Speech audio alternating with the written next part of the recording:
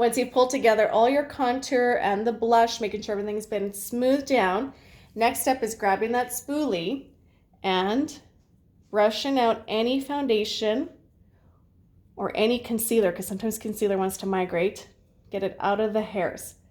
Brushing it all in here too. So I'm not going to leave her eyebrows looking like Spock.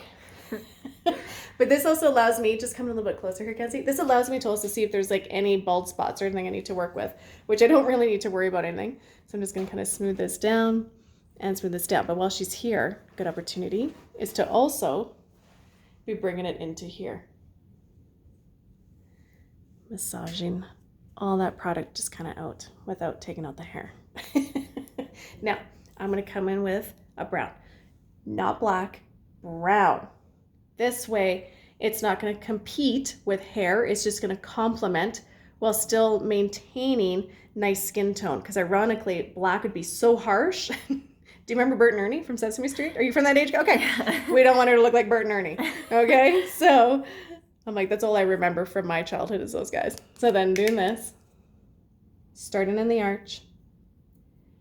And you're just doing like almost like little wispy motions, mimicking the hairs.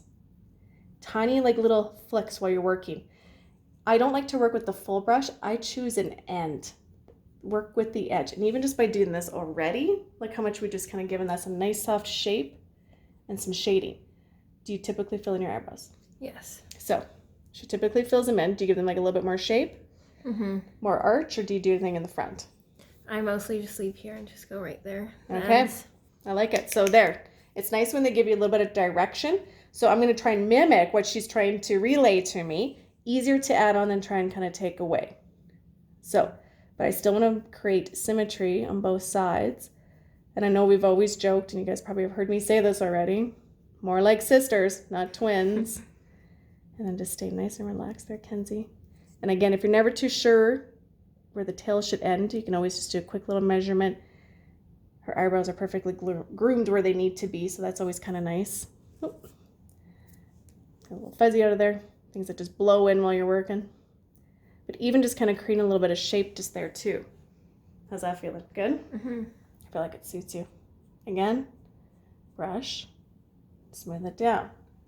So I still need to do the same thing over here that I started to kind of do there. So just grab a little bit of product at a time. I always still kind of start kind of there, and then I branch it out. So this way I just don't end up with something heavy right away. And just kind of massage in there.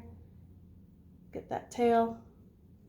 Again, measuring from the nose to the corner of the eye.